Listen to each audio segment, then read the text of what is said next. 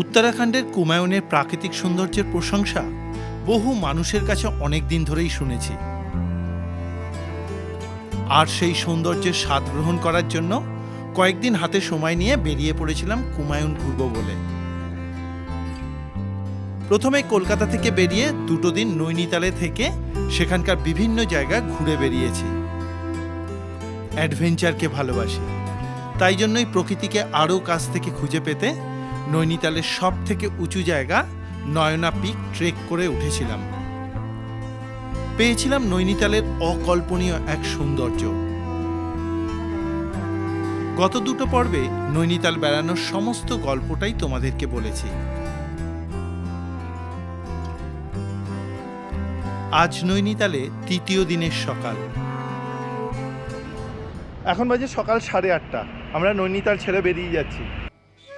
আজকে আমরা ঘুরে দেখব কাইচি ধাম, গোলু দেবতা মন্দির, জিম করবেটের বাসস্থান সেই হেরিটেজ বাংলো, আর মুক্তেশ্বর মন্দির, আরও কিছু জায়গা। সকালেই গাড়ি আমাদের এসে গেছিল। আজকে আমাদের সঙ্গে সারথি হিসেবে রয়েছে এই যে মনোজ। আমাদের সঙ্গে আজকে আঙ্কেল নেই। আঙ্কেলের তো দিদি গত হয়েছে, আমি আগের পর্বেই বলেছি তোমাদেরকে। কালকে ওর সঙ্গে কথা হচ্ছিল, বেশ হাসি খুশি ছেলে। আশা রাখি আজকের জার্নিটাও বেশ ভালো হবে। চলো তাহলে যাওয়া যাক। মনোজ আমাদের সঙ্গে আগামী 3টে দিন থাকবে। আমরা এইবারের মতো নৈনিতালকে বিদায় জানালাম। আমরা এখান থেকে প্রথমবারে যাব হচ্ছে কাইচি ধাম। নৈনিতাল থেকে দূরত্ব প্রায় 20 কিলোমিটার মতো। সুন্দর একটা সকালে আমাদের যাত্রা শুরু হলো। গত 2 দিন আমরা আকাশ পরিষ্কার পেয়েছি। আজও আকাশ পুরো নীল, ঝকঝক করছে রোদ। এদিকে রাস্তাও খুব সুন্দর। আমাদের গাড়ি আলো ছায়া পথ ধরে এগোতে থাকলো। এই পথে যত ঘুরে বেড়াচ্ছি, এখানকার শুধুমাত্র পথের শোভা দেখেই মুগ্ধ হয়ে যাচ্ছি। মসৃণ রাস্তা ধরে আমাদের গাড়ি এগিয়ে চলল। চলার পথে একদিকে উঁচু পাহাড়, আর চোখের সামনে এই রকম আঁকাবাঁকা পথ। দেখতে কি যে ভালো লাগছে বলে বোঝাতে পারবো না। রাস্তার পাশের লম্বা লম্বা গাছগুলো যেন আমাদেরকে আপ্যায়ন করার জন্যই দাঁড়িয়ে আছে। প্রকৃতির এই অনবদ্য রূপ দেখার জন্যই তো এত দূরে ছুটে আসা। চলার পথে পাহাড়ের প্রতি কটা বাঁকে বাঁকে প্রকৃতি নতুন রূপে ধরা দিচ্ছে। আমি প্রতি কটা মুহূর্তকে উপভোগ করতে করতে এগিয়ে চললাম। চলতে চলতে একটা মার্কেট এরিয়া পড়ল। আমরা যে মার্কেটটার মধ্যে দিয়ে যাচ্ছি এটা হচ্ছে ভাওয়ালি মার্কেট। এই ভাওয়ালি মার্কেট কিন্তু উত্তরাখণ্ডের খুব ভালো ফলের বাজার হিসেবে প্রসিদ্ধ। তবে এখন আমরা নামবো না, ফেরার পথে নামবো। প্রথমবারে আমরা কাইচি ধাম দেখে আসি। এরপরে একটা পাহাড়ি বাঁক পেরিয়ে আমরা এগিয়ে চললাম সামনের দিকে।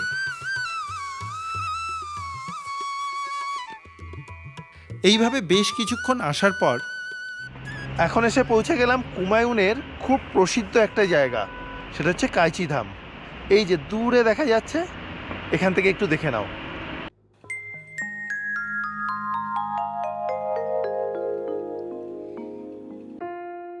এই পাহাড়ের ওপর থেকে দূরে কাইচি ধামকে দেখতে অপূর্ব সুন্দর লাগছে। মনোজ ওখানটাতে দাঁড় করিয়েছিল বলে এত সুন্দর একটা ভিউ পেলাম।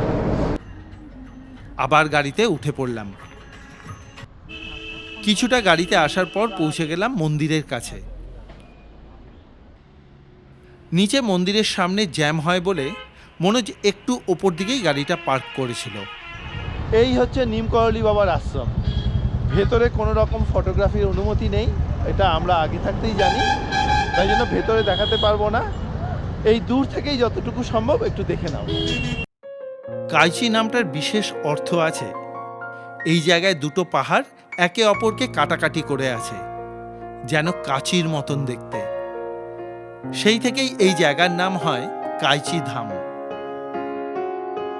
কোশি নদীর তীরে হিমালয়ের শান্ত পরিবেশে 1960 সালে নিমকরলি বাবা এই অঞ্চলে এসে সাধনা করেছিলেন। পরে তার ইচ্ছা অনুসারে 1964 সালে এখানে মন্দির প্রতিষ্ঠা করা হয়।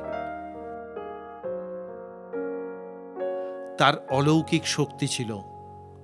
তিনি মানুষের মনের ভাষা বুঝতে পারতেন। শোনা যায় তিনি অসুস্থ মানুষকে আশীর্বাদ করেই সুস্থ করতেন। এখন তার সারা ভারত জুড়ে ভক্তবৃন্দ ছড়িয়ে আছে। মন্দিরে ছবি তোলা যায় না, তাই এখান থেকেই দেখাতে হলো। নিমকরলি বাবার আশ্রম খুব সুন্দর দেখতে পেলাম, খুব ভালো লাগলো জায়গাটা। এখানে আসলে তোমরাও কিন্তু এসে ঘুরে যাও, আমার মনে হয় বেশ ভালো লাগবে। চলো এখান থেকে বেরিয়ে যাই, এরপরে আমরা এখান থেকে যাব ভাওয়ালি, ওখানে একটু ফল মার্কেট দেখব। নৈনিতাল থেকে কাইচিধাম বাসে করেও আসা যায়। উত্তরাখণ্ডের স্থানীয় একটা মিষ্টি, এটার নাম হচ্ছে বাল মিঠাই। এটা কিন্তু এখানকার খুব প্রসিদ্ধ, তা এটা কিনে নিচ্ছি আমরা। এর দাম হচ্ছে প্রতি কিলো 480 টাকা করে। উত্তরাখণ্ড কি লোকাল। আমরা 500 গ্রাম কিনলাম। ব্যাপক খেতে, ব্যাপক। এই জিনিসটা মূলত খোয়া ক্ষীর দিয়ে তৈরি হয়। আর এই বাইরের আস্তরণটা এটা একটু মিষ্টি, চিনির বোধহয় আস্তরণ। খুব ভালো খেতে লাগছে, একটু শুকনো, বেশ ভালো। আবার গাড়িতে উঠে পথ চলা শুরু। কিছুক্ষণ পথ চলার পর এসে পৌঁছলাম ভাওয়ালি মার্কেটে। ভাওয়ালির সব থেকে বিখ্যাত জিনিস হচ্ছে এখানকার ফল মার্কেট।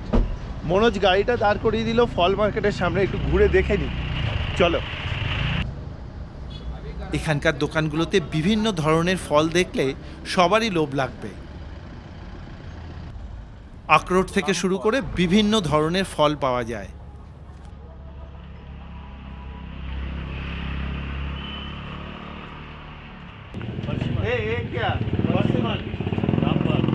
এটাকে রামফল বলে, আমাকে দিল এটা টেস্ট করার জন্য।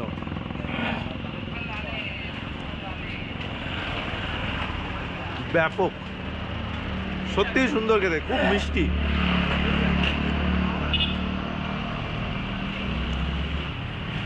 এটা নেব। চলো আর একটু দেখে নি কি কি পাওয়া যাবে আরো।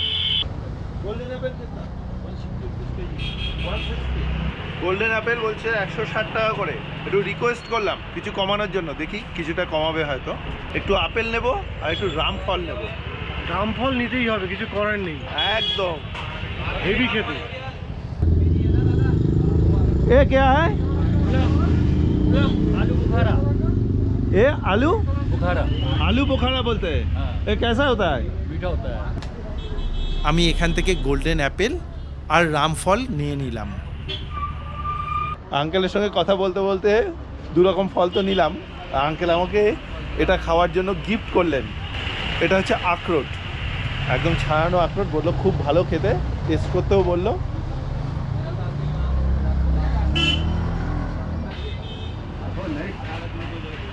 ব্যাপক খেতে। চলো আর বেশি সময় এখানে নষ্ট করব না, অনেক জায়গা ঘোরার বাকি আছে, বেরোতে হবে।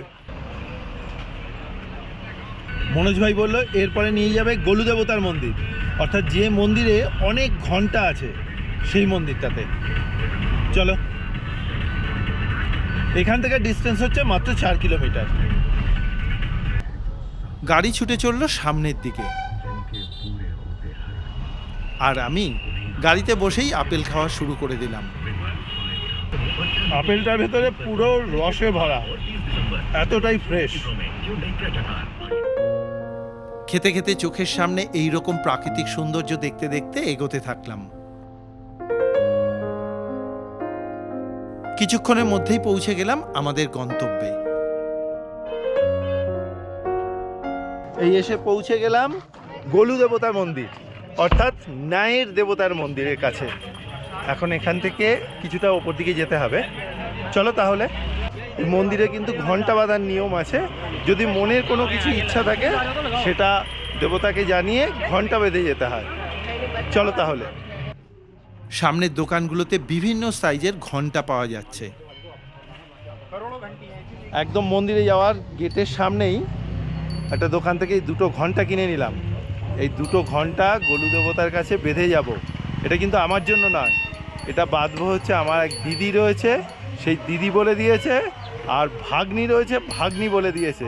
তাদের দুজনের মনস্কামনা আমাকে বলে দিয়েছে ঠাকুরকে জানাতে, অর্থাৎ গোলু দেবতাকে জানাতে। আমি এই ঘন্টা বেঁধে তাদের মনস্কামনা গোলু দেবতাকে জানিয়ে যাব। এরপরে তাদের মনস্কামনা পূর্ণ হলে তারপরে তারা এসে এখানে পুজো দিয়ে যাবে। তাহলে চলো মন্দিরে যাওয়া যাক। সিঁড়িপথ দিয়ে উঠতে থাকলাম। মন্দির চত্বরে পৌঁছেই দেখি বিভিন্ন জায়গায় ঘন্টা বাঁধা রয়েছে।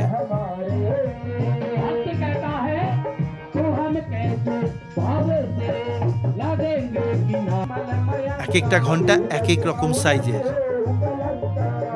এই মন্দিরটা হলো গোলু দেবতা অর্থাৎ ন্যায়ের দেবতার মন্দির। এই মন্দিরে মানুষ নিজের দুঃখ, কষ্ট বা অন্যায়ের বিচার পাওয়ার জন্য আবেদন করে থাকেন। ভক্তদের বিশ্বাস, যদি কোথাও কোনো অন্যায় হয় এবং সেটা পৃথিবীতে বিচার না মেলে, তবে গোলু দেবতা সেই বিচার নিশ্চিত করে থাকেন। এখানে একটা বিশেষ প্রথা আছে। ভক্তরা নিজেদের সমস্যা বা প্রার্থনা কাগজে লিখে মন্দিরে ঝুলিয়ে দেন। হাজার হাজার চিঠি মন্দিরে ঝুলতে দেখা যায়। এটা দেবতার কাছে আবেদন করার একটা প্রথা। যখন কোনো ভক্তের মনোবাসনা পূর্ণ হয়, তখন তারা মন্দিরে এসে ঘণ্টা বেঁধে দেবতার কাছে উৎসর্গ করেন। পুরো মন্দিরটাই ঘণ্টায় ভরে গেছে। এই জন্যই এই মন্দিরটা অনেকে ঘণ্টা মন্দির বলে থাকেন। প্রতিদিন প্রচুর ভক্ত এখানে আসেন পুজো দিতে।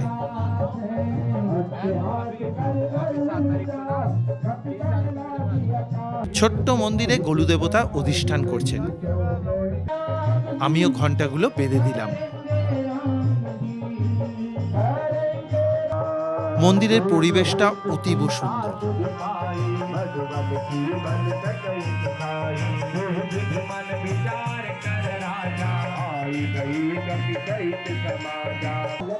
আমি মন্দির চত্বরে অন্যান্য দেবতা সহ গোলু দেবতাকে প্রণাম জানিয়ে বেরিয়ে পড়লাম মন্দির প্রাঙ্গণ থেকে। খুব ভালো লাগলো মন্দিরটা। এবারে চলো এখান থেকে বেরিয়ে যাব উত্তরাখণ্ডের চা বাগান দেখতে। আমরা তো নর্থ বেঙ্গলে প্রচুর চা বাগান দেখেছি, এবারে উত্তরাখণ্ডের চা বাগান দেখব। আজকে কিন্তু অনেকগুলো জায়গা আছে দেখার জন্য। চলো তাড়াতাড়ি বেরোনো যাক। গাড়িতে বসে আবার পাহাড়ের সৌন্দর্য দেখতে দেখতে এগোতে থাকলাম। বেড়াতে আসলে এই গাড়িতে চলার পথের সৌন্দর্য আমাকে ভীষণভাবে আকর্ষণ করে। কারণ চলার প্রতি কটা বাঁকে বাঁকে পাহাড় আমার কাছে নতুন নতুন ফ্রেমে তার সৌন্দর্য তুলে ধরে। দেখো, কি সত্যি কিনা বলো তো?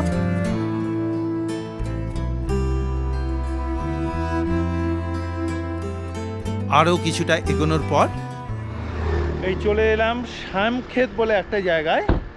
এখানেই আছে চা বাগান। ঢুকতে গিয়েই দেখলাম এখানে টিকিট লাগবে।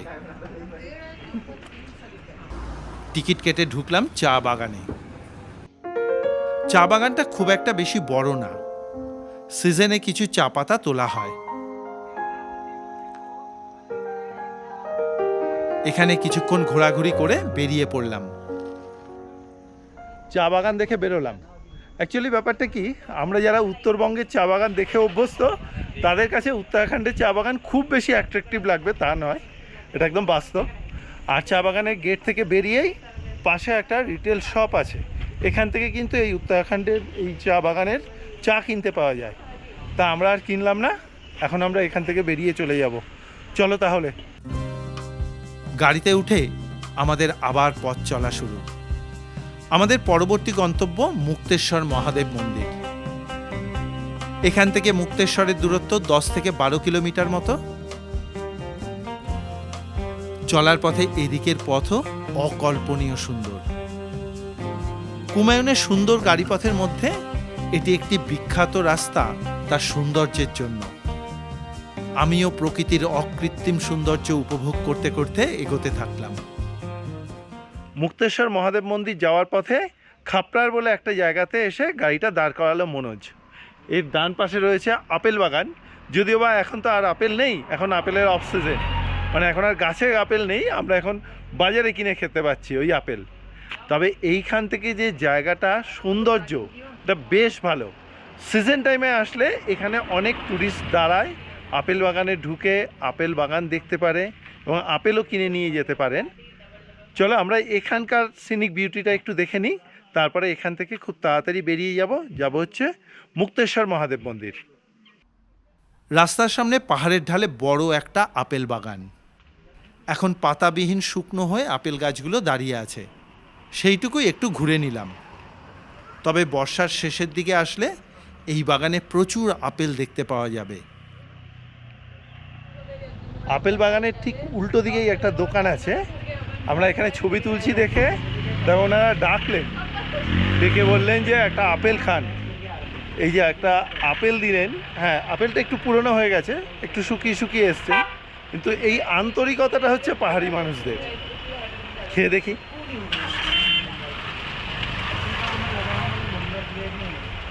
হেভি মিষ্টি, সত্যি খুব মিষ্টি, খুব মিষ্টি। এই আপেলটা কিন্তু এই বাগানেরই। গাড়িতে উঠে আবার চলা শুরু করলাম। যেতে যেতে বাইরের থেকে একবারের জন্য চোখ সরাতে পারছিলাম না। বাইরের ল্যান্ডস্কেপটা ঠিক এই রকম থাকলে কি আর চোখ সরানো যায়? কোনো সময় বড় বড় পাইন গাছ আর চির গাছের জঙ্গল, আর কোনো সময় নীল আকাশের নিচে এই রকম ল্যান্ডস্কেপ দেখতে দেখতে পৌঁছে গেলাম মুক্তেশ্বরে। প্রথমেই চললাম জিম করবেটের এক সময়কার বাসস্থান, তার বাংলো দেখতে। এই হেরিটেজ বাংলোটা দেখার জন্য এখানে 60 টাকা করে এন্ট্রি ফিজ আছে। আমরা 60 টাকা করে টিকিটটা কাটলাম। চলো ভেতরে দেখা যাক কতটুকু কি দেখাতে পারি। সুন্দর পরিবেশে বাংলোটা অবস্থান করছে। এটি বর্তমানে কুমায়ুন নিগম বিকাশ মণ্ডলের অতিথিশালা।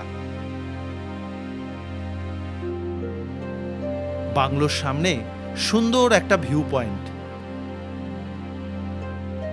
এই বাংলোতেই জিম করবেট থাকতেন। তোমরা ইচ্ছা করলে এই বাংলোতেও থাকতে পারবে। KMVN এর সাইটে গিয়ে অনলাইনে বুকিং করতে হয়। এবারে চলো সামনের ভিউ পয়েন্টে। এখান থেকে সামনে ঢেউ খেলানো পাহাড় আর দূরে হিমালয়ে বরফে ঢাকা বিভিন্ন পর্বতশৃঙ্গগুলো দেখতে পাওয়া যায়। এখান থেকে পুরো 180 ডিগ্রি ভিউতে পরপর যতগুলো পর্বতশৃঙ্গ একসঙ্গে দেখা যায়, এই রকমভাবে দেখা খুব কম জায়গা থেকেই পাওয়া যায়। বাঁ দিক থেকে দেখা যাচ্ছে নন্দা ঘুন্টি, তারপরে ত্রিশূল,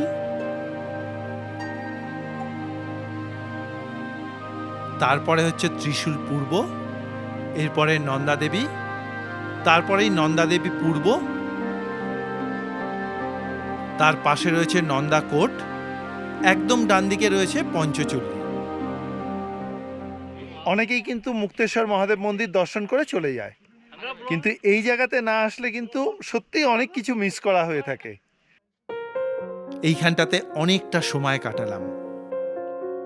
পাহাড় থেকে আসা ঠান্ডা হাওয়া আর এই রকম রোদ সব মিলে এই জায়গাটা এত ভালো লাগছিল। এখানে একটা ক্যাফেটেরিয়া আছে। এখান থেকে একটা ম্যাগি নিয়ে খেতে খেতে পাহাড়ের সৌন্দর্য দেখতে থাকলাম। ম্যাগি খাওয়া কমপ্লিট হলো। এখান থেকে দুজনের জন্য দুটো ম্যাগি নেওয়া হলো। আমাদের ট্যাক্স নিয়ে খরচ পড়েছে 105 টাকা। চলো এখান থেকে বেরিয়ে যাই আর একটা ভিউ পয়েন্ট দেখতে। হেরিটেজ বিল্ডিংয়ের গেট থেকে বেরিয়ে ডান দিকে একটা কাঁচা রাস্তা গেছে, এটা দিয়ে চলিকি জালি বলে আরেকটা ভিউ পয়েন্ট আছে, ওখান থেকে মাত্র 200 মিটার মতন দূরে। চলো সেটা আগে দেখে আসি, কারণ ওখান থেকে কীরকম ভিউ পাওয়া যায়, কিসের ভিউ পাওয়া যায় সেটাও তো দেখতে হবে। বড় বড় গাছেদের মধ্যে দিয়ে আমাদের চলার পথ, চারদিকটা একটু জঙ্গলময় পরিবেশ। মুক্তেশ্বর পাহাড়ের ওপরে এই জায়গাটার নাম চলিকি জালি। এটা খুব সুন্দর একটা ভিউ পয়েন্ট। দূরে সবুজে মোড়া ঢেউ খেলানো পাহাড়গুলো ধাপে ধাপে দেখা যাচ্ছে। দেখলাম প্রচুর টুরিস্ট আসেন এই জায়গাতে। ছবি তোলার জন্য সুন্দর একটা জায়গা। এখান থেকে হেঁটে মুক্তেশ্বর মন্দির যাওয়ার রাস্তা রয়েছে। এইদিকে দুটো রাস্তা যাচ্ছে, এই দিকের রাস্তাটা চলে যাচ্ছে পার্কিং এর দিকে, আর এই দিকের রাস্তাটা সোজা চলে যাচ্ছে মন্দিরের দিকে। আমরা এই জঙ্গলের মধ্যে দিয়ে মন্দিরে যাব। আমি জঙ্গল পথ ধরলাম। আমরা আর ওই পার্কিং হয়ে তারপরে মন্দিরে যাচ্ছি না, কারণ তাহলে অনেকটা ঘুরতে হতো। আমরা এটা শর্টকাট রাস্তা আছে, এই রাস্তা দিয়ে চলে যাচ্ছি। সিঁড়িপথে পৌঁছে গেলাম মন্দির কম্পাউন্ডে। পাহাড়ের একদম ওপরে রয়েছে মুক্তেশ্বর মহাদেবের মূল মন্দির। সমুদ্রপৃষ্ঠ থেকে প্রায় 2300 মিটার উঁচুতে অবস্থিত এই মন্দিরের প্রাকৃতিক শোভা যেরকম সুন্দর, ঠিক তেমনি এই মন্দিরের আধ্যাত্মিক গুরুত্বের জন্যও বিখ্যাত। মুক্তেশ্বর শব্দটি এসেছে মুক্তি থেকে। এখানে ভগবান শিবকে মুক্তিদাতা হিসেবে পুজো করা হয়। প্রচুর টুরিস্ট আসেন এই মন্দির দর্শন করতে। খুব সুন্দর, কিন্তু মন্দিরটা দর্শন করলাম একদম পাহাড়ের উঁচুতে, তো চারিদিকে সিনিক বিউটিটাও খুব সুন্দর লাগছে। মুক্তেশ্বর জায়গাটা সত্যিই অপূর্ব সুন্দর। চলো, নিচে কিন্তু ড্রাইভার অপেক্ষা করছে। আমাদেরকে এখান থেকে যেতে হবে আলমোড়া।